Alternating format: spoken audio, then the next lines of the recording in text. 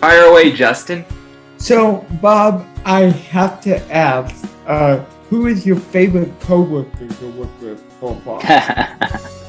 I love them all. I would say Jeff Gordon was always a driver who was very nice to me as a reporter. I always felt like Jeff Gordon gave great answers.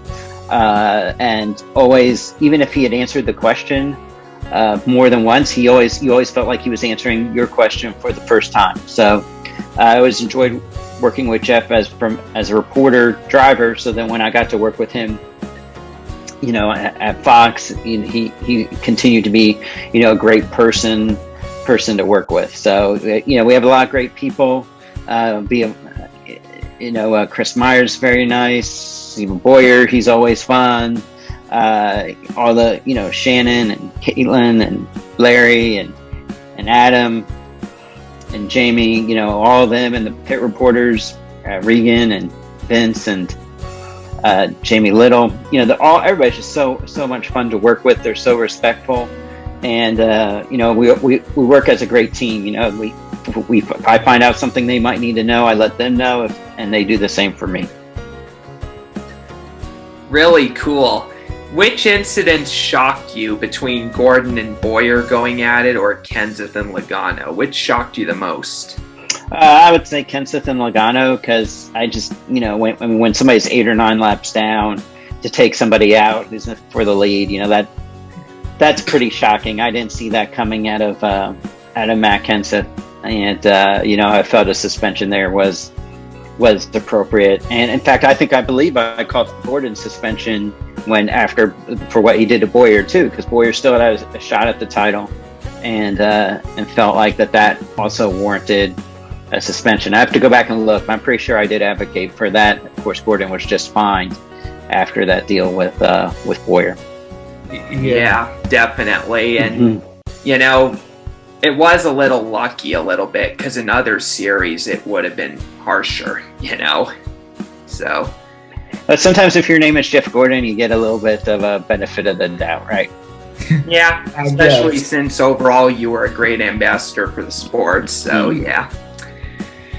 So yeah, other than that, which championship has been your favorite you've witnessed? Well, I think, when you talk about Tony Stewart's comeback there to, where was it, 2011? Where he comes back and beats Carl Edwards.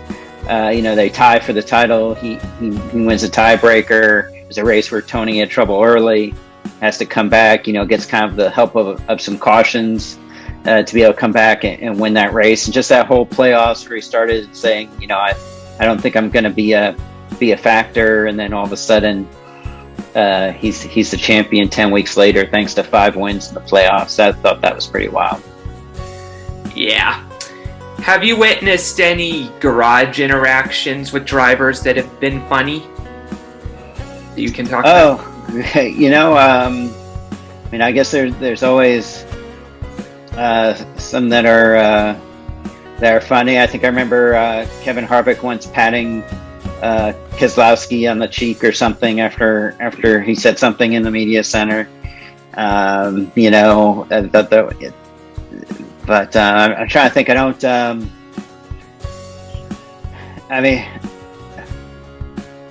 having trouble thinking of other words offhand. But it's typically just little interaction. You're interviewing someone and somebody is making faces behind them, or throwing a pen at them, or something like that, just to try to distract them or distract me. Those are always fun. Really cool. So, which race have you watched that's ended in a photo finish you like the best?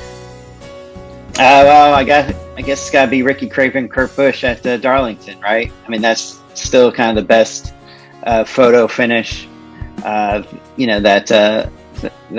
I would say. Of course, if you want to ask for another one, I would say it was the Talladega one, where three cars went across the line. Back when they had the tandem.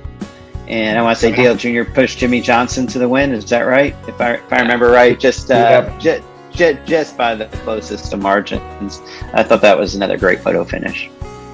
Yeah. So, I have to know, what is your personal opinion on the relationship between Kyle Larson and Cliff Daniels?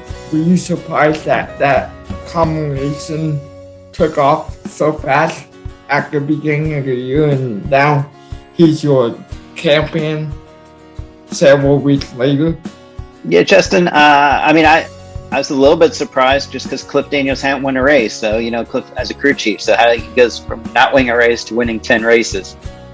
Everybody always knew that Cliff Daniels was incredibly smart, but I think there were some questions of whether he could be a good crew chief too, right? Just because you're smart, you know what you're doing, doesn't always make you the best crew chief, because there's so many other different things to do, right? So it's just like a driver. A driver can be fast, but not necessarily be a winning driver consistently, right? So I think there was some question there. So yeah, I would say I was a little bit surprised, but not totally surprised, because the respect that Cliff Daniels had at Hendrick Motorsports was off the charts. And I think a lot of people felt like, put in the right situation, he was going to shine. Definitely. What happened at Circuit of America's inaugural race that made it a little controversial?